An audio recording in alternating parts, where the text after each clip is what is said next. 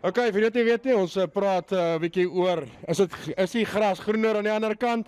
Ons vind uit oor die H2A oor see, in Amerika, ons hoor, gaan dit daar by Trump, en hierdie manne gaan ons adviseer en sê, moet ons of moet ons nie?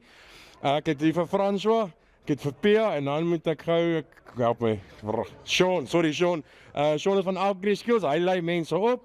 François, jy is in die hoenders in die regenerative farming in, ons gaan 'n bietjie daar praat, dis 'n passie vir my. En dan Pia, jy is in die visa kant, seker te maak, ons almal kry ons visas, ek gaan ook met jou praat, ek moet self Canada toe, maar ek gaan daar werk, maar net vir 'n klein rukkie, dan sê ons kan sommer dit hier uitsorteer terwyl ons is, want ek en admin is nie goeie vriende nie. Dankie vir almal wat kyk op by die huis, kom ons spring weg, kom ons begin met die moeilike goeters, al by Pia. Pia, as ons praat van oor see gaan, is daar nog geleenthede vir die ouens? Is daar nog baie ouens wat kan gaan? Of raak dit nou 'n bietjie moeiliker soos dat ons regering met die FSA se bande dalk so op hierdie stadium so 'n bietjie strained is en 'n Trump en 'n Ramaphosa dalk nie elke dag so lekker saam koffie drinkie? So daar is nog baie geleenthede vir die mans, maar ek kan sê dat die boere hou daarvan om die werkers terug te vat wat daar was. So daar is geleenthede, maar ek dink daar is ook baie boere wat sukkel daai kant. So is ook baie boere wat nie meer werk het vir die manne nie. Veral as jy dink aan hoe is die weer, het die mense in Suid-Afrika geld om oor te gaan. So daar is baie goed wat jy in ag moet neem as jy wil gaan. Kyk, ons bly by die administratiewe goed vir nou by jou.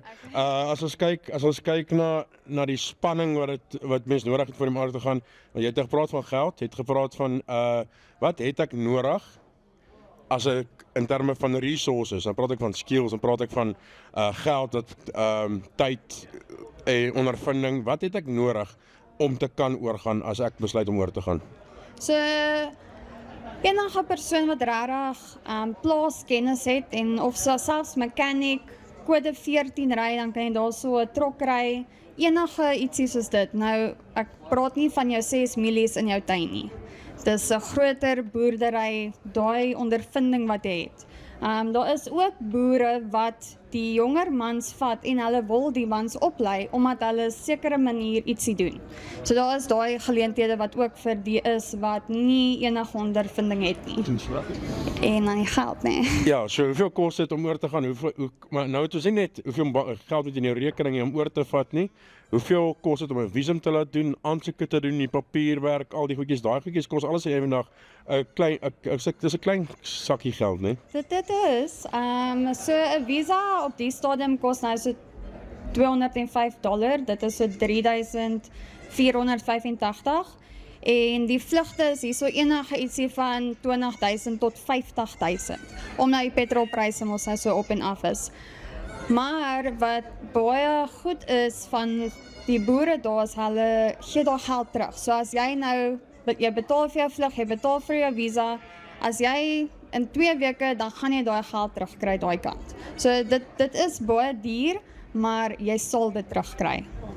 So vinnig is om te maak, gaan jy so 60-70,000 rand nodig hê net om daan te kom.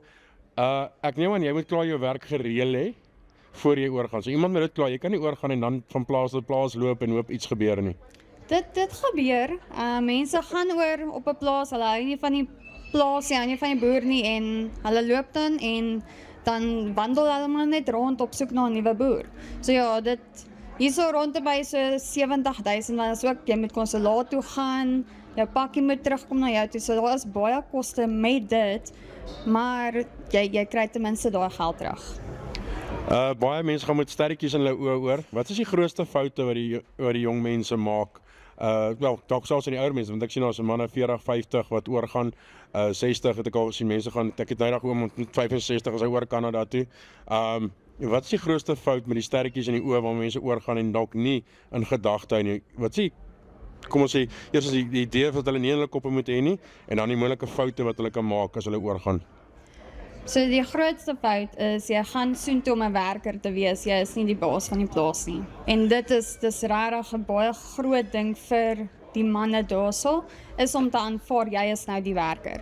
En jy moet leer hoe dit gedoen word, omdat dit 'n heeltemal ander kultuur is wat jy in is. Dis ander masjiene wat jy ry, of dalk ander masjiene wat jy ry. So jy leer. En wat sorry. Nee, is dit reg. Ek was so lief is om 2 vrae in een te vra. Die foute wat hulle oormaak en dan die grootste struikelblokke wat hulle daar het, wat hulle nie aan dink noodwendig nie. Ek dink die alleenheid. Ek dink is regtig baie alleen daarso, veral as jy die enigste Suid-Afrikaner op die plaas is. Jy is alleen en jy mis jou familie, jou vriende en selfs met die ouer mense wat oorgaan. Ek weet hulle gaan oor om vir hulle families te sorg, omdat die nie so geleentheid is vir hulle of dalk nie 'n geleentheid is vir hulle nie.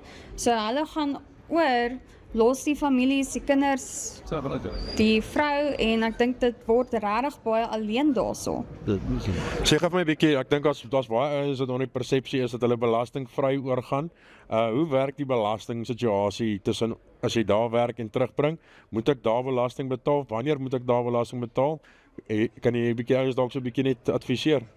Ja, so jy gaan state tax betaal. Dit hang maar af van staat tot staat hoeveel. En daar's 3 tipe taxes wat jy gaan betaal. Ek sou nie seker oor al 3 nie, omdat nie elke staat dit het nie, maar jy gaan tax betaal en jy gaan hierso ook dit betaal.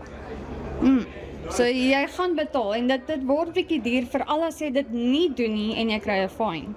Dan word dit regtig baie duur. Ja, baie dankie. Frans, ek oor gaan na jou toe. Jy het net self van gaan boer nie, jy is hier local. Het jy al oorweeg om daai kant toe te gaan en daai roete te volg? Ja, kyk, definitief na matriek het ek dit oorweeg. Nou nie so sterk meer nie, maar as iets skeefloop kan ek dit definitief altyd in die planne bly. Ja, ek het dit oorweeg. My groot ding daarvan is as jy oorgaan met jy plan hê met die geld, as jy terugkom, so jy moet plan hê met daai geld, dit kan nie 'n Hilux word nie. So dit is die groot ding vir my en ek het met daai 60-70 000 rand baie minder as dit het ek my boerdery begin. En so groei mense in die ding in. So as jy so 'n bietjie kapitaal het of 'n plan kan maak om kapitaal in die hande te kry, dink ek definitief daar is geleenthede aan hierdie kant. So dit was ek kon 'n plan uitdink hierdie kant sonder om oor te gaan. Maar as jy eers kapitaal nodig het om jou plan te begin, dan is oorgaan 'n baie goeie opsie dink ek. Dit dien as motivering, ons het vroeër ook daaroor gepraat. Dit raak alleen daar aan die kant, so as jy 'n droom het of 'n plan het wat jy met daai geld wil maak, dan gee daai motivering, maak die werk dan baie minder. Net soos wat dit by my die werk ook minder maak. As ek elke dag met hulle boenderskos gee, dan is dit nie baie lekker nie, maar die droom wat daarvan word, dit is wat jou bly aan laat gaan. Ja, jy praat nou van jy moet min begin. Baie van die ouens reken jy het 'n paar miljoen rand nodig om te begin. Gee ons 'n bietjie agtergrond, hoe het jy begin? Ek moes hierdie grond hier, jy sê van alles van scratch af begin, net te verstaan. Dis gewoonlik die groot uitdaging is om 'n stukkie grond te kry wat jy daarom kan bewerk en jy wil hom ook so goed maak as jy met iemand hier dat hom oor 3 jaar terugvat en jy het al die kapitaal ingesit nie. Hoe het jy te maak gegaan? Okay, so ek is bevoorreg genoeg. My pa werk al van 2000 af by Koenraad Fik by Fik & Seun boerdery. So ons het 'n baie goeie verhouding met die oom en ek het toe na hom toe gegaan vir grond. My boerdery is so ek het net uitskotstukkies grond nodig. So ek het nie jou beste lande nodig en nou 'n spulpunt en 'n dam vol water om te kan begin boer nie. Ek het net uitskotstukkies lande nodig, waterbane. Sulke klein goedjies wat nie gebruik word nie. So toe vra ek die oom, kan ek dit by hom hier? Toe sê hy nee, hy is goedgesind, hy gaan vir my dit leen. So dis waar ek my 11 hektaar het wat ek gebruik op hierdie stadium. En dit is waar ek begin het en dan kapitaalkant het ek gaan na 'n boer toe en vra vir hom, kan ek in plaas van mielies by jou koop, het op 'n lening by jou koop, net soos 'n koöperasierekening, want die koöperasie gaan nog veel rekening gee nie. Dit gaan maar oor verhoudings en ek is baie bevoorreg om verhoudings te gehad het om mee te begin. Maar as jy nie het nie, moet jy dit bou en as ek kyk na 'n jaar terug, hoeveel mense ek geken het en hoeveel ek nou ken, nie van sosiale media af nie, maar van mense raakloop, ons het vandag weer 'n paar kontakte by mekaar gemaak. Verhoudings in die lewe, my pa sê dit al van kleins af vir my, verhoudings bring jou baie verder as wat enige geld jy ooit gaan bring. Ja, daar sê jy baie waar ding. Jy leer vroeg nie. Sê vir my, jy het nou daai grond wat hulle so loop. Ek neem aan daai grond is nou baie beter van dat jy hoenders daar loop. Jy het nou baie stikstof aan neergesit. Het jy nou nog nie begin jekkerig raak vir ander planne nie? Nee, ek is nog te klein. Die cashflow is nog bietjie tight. Die ekonomie van skaal ding gaan daarom nou iewers terseker moet begin inskop. Maar ja, die grond, ons is nog te kort daar om te sien of die grond ek is nog nie 'n hele seisoen deur nie. Maar klein kolletjies wat ek al oor was, koekoeie wat so hoog, bo my knie hoog groei, wat nooit so hoog gegroei het nie, dit is net magic wat hierdie herlewingslandbou doen, as mense dit net 'n kans gee, net kyk wat doen die ouens wat dit, moenie soos 'n ou gaan traai boer met hierdie herlewingslandbou nie, gaan kyk net wat doen hy, maak net jou oë oop en kyk net 'n slag, dit is wat vir my daarvan gewen het, jy kan die verskil sien.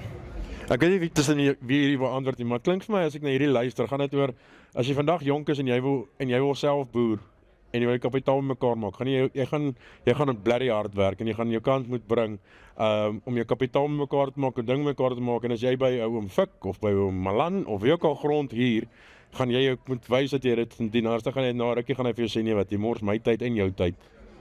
Ja, dit is definitief so, en ek dink aan die ander kant, die groter ding, as wat die geld storie daarvan is jy begrotingkie wat jy moet opstel, en daai cashflow plan, die sommetjies moet klop, voordat jy enigiets koop. Dis moeilik om 'n mark te hê vir jou produk, voordat jy die produk het om te verkoop, om 'n eier te verkoop, voor ek 'n eier in my hand het, maar dit is waar die groot ding inkom, is daai sommetjie wat jy op Excel mee begin, moet sin maak, en dan maak die geleenthede vir jou oop. As jy vir 'n ou Excel sommetjie kan wys en sê, check hoe baie geld gaan ek op Excel maak, dan maak dit wêreld oop. Maar as jy wil mielies plant en dit kos jou R17.000 'n hektaar om te plant en jy moet 6 ton stroop en dan maak jy R18.000 'n hektaar, dan gaan dit nie werk nie en niemand gaan jou help nie. Maak 100% sin, as jy vir my, ek sal nou terugkom aan jy, ek wil 'n bietjie aan Sean toe gaan. So ons nou gepraat aan haar kant, in terme van permitte, kostes, pryse, alleen wees, wat ek dink een van die is die grootste rede vir depressie in die wêreld is eensaamheid. En jy kan soveel kyk met social media en soveel video call, maar op die einde van die dag het ons maar iemand nodig wat vir ons ou drukkie gee, nê. Dit raak nie weg nie. Maar ek wil by jou kom by Agri Skills Transfer, 'n deel van julle werk is om seker te maak die ouens wat oorgaan, hierdie nodige ondervinding, hierdie nodige agtergrond. Wat dra julle, kom ons begin net eers aan maatskappy, hoe dra julle by tot so 'n jong man se bestaan in Amerika nou? Dankie Tinus. So ons het 'n paar verskeidenheid studente wat by ons studeer. Sommige van hulle kom nie van 'n landbou agtergrond af nie en dan begin hy met 'n nasionale diploma by ons op die plaas voltyds. Daar kry ons die geleentheid om alles te leer. Het sy dit nou met kunsmatige inseminasie of die wegsny van 'n horing of 'n hoef. Dit gee 'n bietjie selfvertroue en dan wanneer die student op watter ook al plaas oor see land, dan is daar al 'n mate van vaardigheid wat ingeoefen is. Dan het ons ook manne wat glad nie uit die landbou uitkom nie, maar nou sit hy daar en dan doen hy sommer sy kwalifikasie terwyl hy besig is om daar te boer na uurs. Dis vir my krities belangrik want op 'n stadium moet jou ure van werk en jou waarde van kennis bymekaar uitkom. Anders te kom jy terug na niks toe nie. My grootste vrees is altyd, ek het 'n kursus gedoen oor hoe om 'n trekker te ry. Ek het 5 jaar in Amerika gaan werk. Nou kom ek op die plaas aan. Hallo oom, my naam is Johan. Ek kom van Amerika af. Okay, goed, wat is jou bestuursvaardighede? Nee, ek verwag 'n inkomste van 40, 50, 60.000 rand 'n maand. Ek kan nie spanne lei nie. Ek kan nie 'n begroting opstel nie. Daar's 'n paar vaardighede wat jy nie geleer het terwyl jy daar was nie. En dis vir my krities belangrik dat daai vaardigheid bly aanhou ontsluit. Want kom ons gebruik myn François as 'n voorbeeld. As hy hier in Suid-Afrika aanhou leer, aanhou oefen en ek sit in Amerika en ek ry stroper, dan is ek bekommerd dat wanneer ek terugkom, is hy vaardigheid gewys my ver vooruit. En daarvoor wil ons seker maak dat die ouens 'n kwalifikasie opdoen, maar ook die vaardigheid ontsluit wat saam met dit gaan, wat hy hier of daar vorentoe kan bestee in sy toekoms in. Dat klink my julle twee praat dieselfde taal. Dit gaan hy budget storie kom gereeld deur. Ek dink is vandag die 4de gesprek wat opkom en sê beplanning en begroting en dit klink vir my dit is 'n belangrike ding. Die ander ding wat hy sê ook is daai ondervinding wat jy opbou kan nie alleen gaan sonder teorie nie en vice versa. As ek wil oorgaan saam met julle op. Julle het mense waarmee julle werk. As jy vir ons 'n bietjie kan uitbrei daaroor saam met wie werk julle en hoe gaan ek te paar as ek by julle aankom en sê hoor ek wil graag oor see gaan of ek gaan nou oor see. Ek kort kennis, ek kort op. Hoe gaan ek te maak? Wie kontak ek? Wat maak ek? So ons werk spesifiek met plasingsagente, ondernemings spesifiek soos die van Farm Force USA. Wat vir my belangrik is ek wil weet as ek 'n ou gaan oorstuur dat dit nie 'n ou is wat 'n geleentheid daar gaan opmors nie. So kom ons noem dit 'n getuie van karakter as jy wil. Dis iemand wat bankbaar is. Nommer 1, nommer 2 die kwalifikasie gedeelte en dan die motiverings wat saam met dit kom. So van die instansie se kant af doen ons deel, die student doen sy deel in terme van teoretiese en praktiese opleiding. Daar is iets om na terug te verwys in terme van praktiese ure wat gerekordeer word, wat ons vir die boer kan wys as bewys of stawende dokument. En dan van die plasingsagent af gaan ons weer deur die verwysing van karakter wat dan tot by die boer kom. Dit maak die vertroue verhouding skoon en dit gee die waarheid en geloofwaardigheid daaraan. Ek sê laastens wat ek wil uitvind, julle mense wat julle oorstuur en terugkom, wat is die terugvoer wat julle kry? Kan seker is dit oorweldigend positief en dan wat se tipe terugvoer kry het? En as dit sou negatief wees, ek duidelik seker negatief. Wat is die negatiewe terugvoer wat jy kry? Nie noodwendig van Amerika of van Agri, maar wat is die goeie wat julle terugkry wat julle sê, hierdie is eintlik iets wat ons nooit aan gedink het nie, hier is 'n rooi vlaggie. Dis ons 'n nuwe term vandag. Alles is rooi vlaggies in die lewe. Wat 'n rooi vlaggie? Dink jy is daar buite waar die ouens terugbring en wat is die groen vlaggies natuurlik ook? Ek wil aanhaak by wat François vroeër genoem het. Dit is baie belangrik dat 'n ou vooraf bepaal wie gaan en wanneer moet ek eerder nie gaan nie. So 'n voorbeeld is 'n jong man wat Amerika toe wil gaan vir die ondervinding en hier praat ek nie van die ervaring nie. Ek praat van die wiki om te sê ek was daar. Daai ou moenie gaan nie. Reguit vorentoe stryd. Hy koop cowboy boots, hy koop 'n Hilux as hy terugkom. Hy voeder die geleentheid op vir die ander ouens wat daar is vir hulle families. Wees waaksaam. So daai is vir my 'n rooi vlaggie, so tipe ou. Die tweede ou is een wat gaan met 'n plan. Ek gaan soontoe, ek gaan 'n paar rand terugbring, ek gaan belê in skape of in hoenders en hierna gaan ek iets bedryf. Of ek kom terug met ervaring en dan gaan ek by 'n groot saaiboer inskakel. Kom ons gebruik 'n voorbeeld, ek noem nou sommer Skuman boerdery en ek gaan in daai afdeling gaan ek myself verder ontsluit. Die derde ding wat my erg kommer is jou ouderdomme.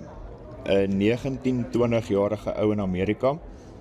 Ouma is oorlede, begrafnis is gemis, sussie het getrou, troue is gemis, kind is gebore.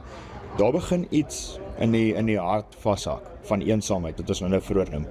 Jy moet weet as jy gaan, is jy weg van die huis af vir 'n lang tyd en gaan jy dit een keer doen, weer, wat is die plan? As jy dit 'n tweede keer gaan doen, wat is die plan? Werk ek vir burgerskap, gaan ek permanent daar bly? 'n ouer man dalk, my vrou en kind later oorneem, of bou ek om te bank om hier te begin. Ek het neers dit gedoen het vir 7 jaar en 'n pragtige boerdery begin het daarmee. So daar is 'n geleentheid. Rooi vlaggies, regte mense, groen vlaggies, geleentheid, planne. Klink amper die tema vir die dag, beplan voor jy gaan. Of die situasie is. As jy vandag, en ek maak dit ook vir enig veel, as jy een van julle vandag moet oorgaan en so 'n plan in mekaar moet sit, daar moet ek na jou kyk, is dalk nog gevra, hoe sal jou plan lyk as jy vir jou sê, weet jy wat, as hy vir jou sê, jy het nog 2 jaar op my grond, dan moet jy weg, en jy kort nuwe grond, of jou dalk kort sy grond te klein vir jou, en jy besluit jy ek wil 2 jaar gaan, hoe sal jou plan lyk, hoe sal jy dit benader? As ek nou 2 jaar oor gaan na Amerika toe. Ja, as jy besluit, ek wil 200.000 rand gaan maak, terugkom, of 'n R500.000 gaan maak, terugkom, en boer, hoe gaan daai plan vir jou lyk? Ja, dis nou al 'n moeilike vraag, want ek sal nie dit so benader nie, maar ek sal vooraf, dit is flippe moeilik om te weet hoeveel geld gaan jy mee terugkom, maar om daai te regverdig, as ek weet ek kort R500.000, dan wil ek vir R500.000 se tyd oorgaan en kan terugkom, en ek weet ek is daai kant en ek spaar al my geld om so kort as moontlik daar te wees om te kan terugkom, want ek wil nie daar bly nie, ek wil hier in Suid-Afrika bly, en ek dink 80% van die ouens wat oorgaan wil eintlik in Suid-Afrika geboor het. So jy moet daai plan hê, wat wil jy met daai R500.000 doen?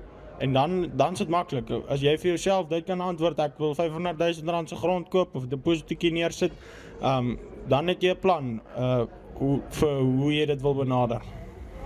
Dis nou, jy 'n mooi kop op jou skouers is dit, nee. Ek dink wat jy sê so baie akuraat ding.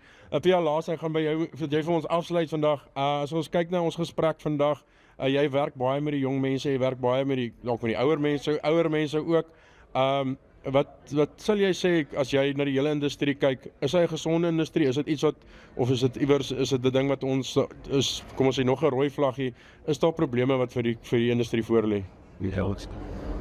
Ek dink nie regtig daar gaan 'n probleem wees nie, want as jy daarso kennis opbou wat dalk nie in Suid-Afrika is nie, kan jy dit hiernatoe bring en 'n nuwe besigheid begin. So ek dink nie regtig daar is enige